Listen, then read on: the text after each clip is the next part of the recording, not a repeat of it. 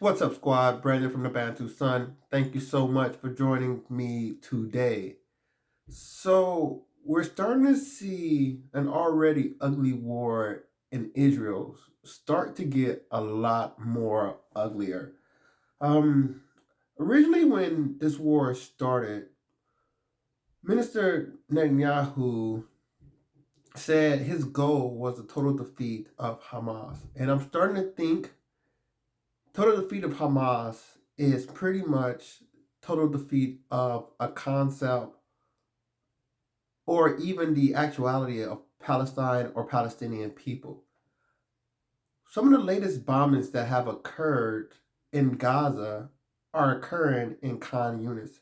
So when I went to go check where Khan Yunis was on the map, we're near Egypt at this point. Khan Yunis is in the southern portion of Gaza. So what we're seeing is that the Israelis aren't limiting their strikes and operation to mere northern Gaza, where it's been completely demolished. It is apocalyptic if you've seen some of the images, as well as all of the food and energy has been shut down. There's no medical facilities. It's pretty much uninhabitable. But there's been Israel's announcement of an evacuation zone in central Gaza, and now there's bombing in southern Gaza. And this might lead to eventuality of pretty much the exodus or a design of an exodus to push the Palestinian people out of Gaza in its entirety.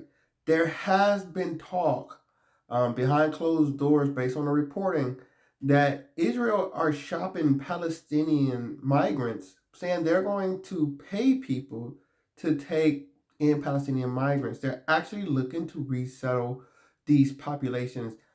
Up until this point, the biggest options have been Egypt and Jordan, which both have vehemently denied access for settlement for these Palestinians. And of course, it's going to be a powder keg how this ends up either way. Imagine you have to house these disgruntled Palestinians who were forced out their land. I don't think they're going to be at peace in another country. Uh, so Egypt and Jordan are both saying that's a no go zone, but at this stage, it's really with Israel bombing out Gaza, carrying out drone and other skirmish operations in West Bank. They're making these areas so hostile for settlement, as well as the compensation piece. They are looking. It pretty much seems to get these populations outside of these zones, at least from the outside looking in.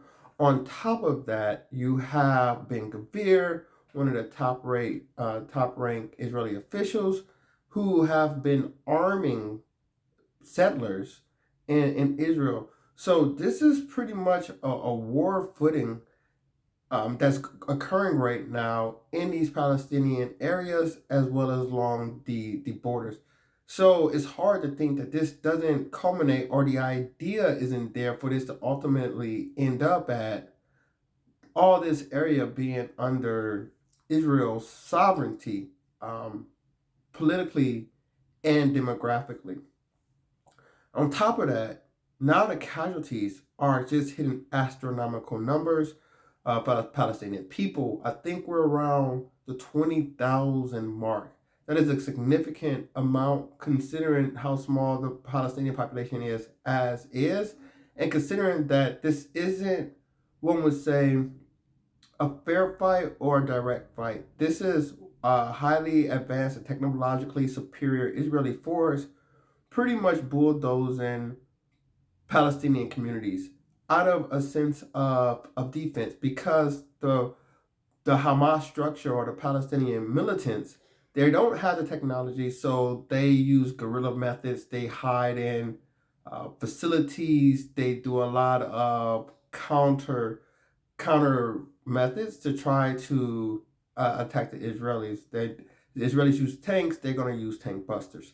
So it's not like these armies are meeting on the open field, which basically means it's a lot of civilian casualties, the vast majority, and it's been some harrowing pictures coming out of this part of the world. So at this stage, the U.S. is saying that they are not for the resettlement of the Palestinian people. Israel is not outrightly saying they want to pretty much remove the Palestinian people.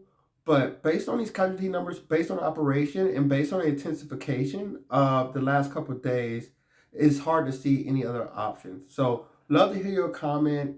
Like, share, subscribe if you enjoy the content. Until next time, prayers, Bantu up.